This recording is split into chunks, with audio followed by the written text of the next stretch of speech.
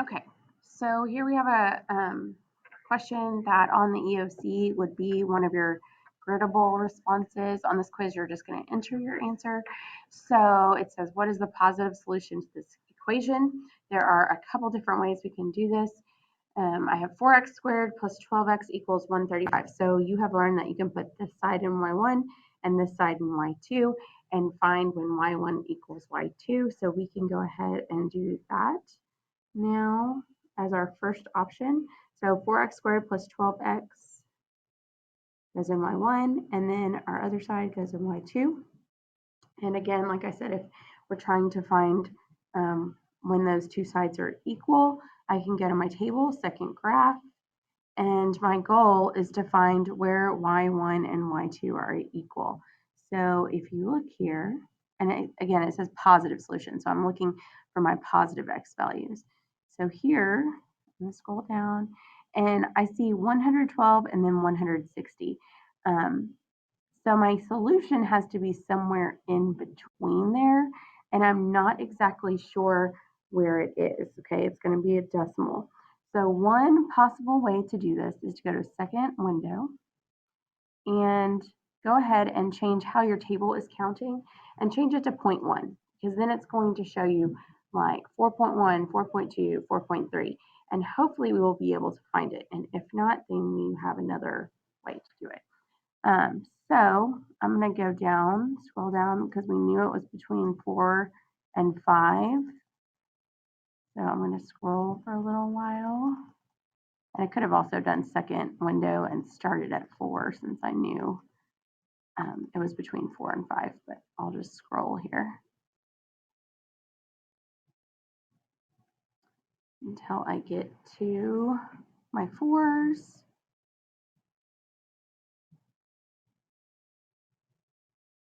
There we go. I scrolled too much. So if I look here, I can see at 4.5, 135 and 135. Okay, I went too far. Sorry about that. So here at 4.5, I have 135 and 135.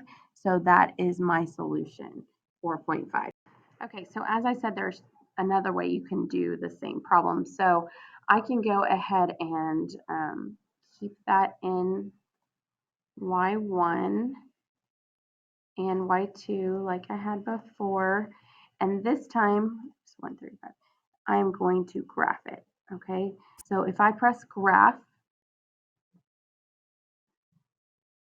okay, there's my parabola, all right? That's this side of the equation. This side is actually not showing, okay? This side is a quadratic equation. This side would be a line, a linear equation of just y equals 135. So that's not showing because that's way up here. My calculator only shows from -10 to 10. So I need to go to my window, and I'm going to change this to 135, or you could even do something higher like 140. In fact, I'm going to go ahead and do that. So it shows it a little bit better, but you could do 135 if you wanted. So I'm going to press 140 because that's going to be my y values show all the way up to 140, and then press graph.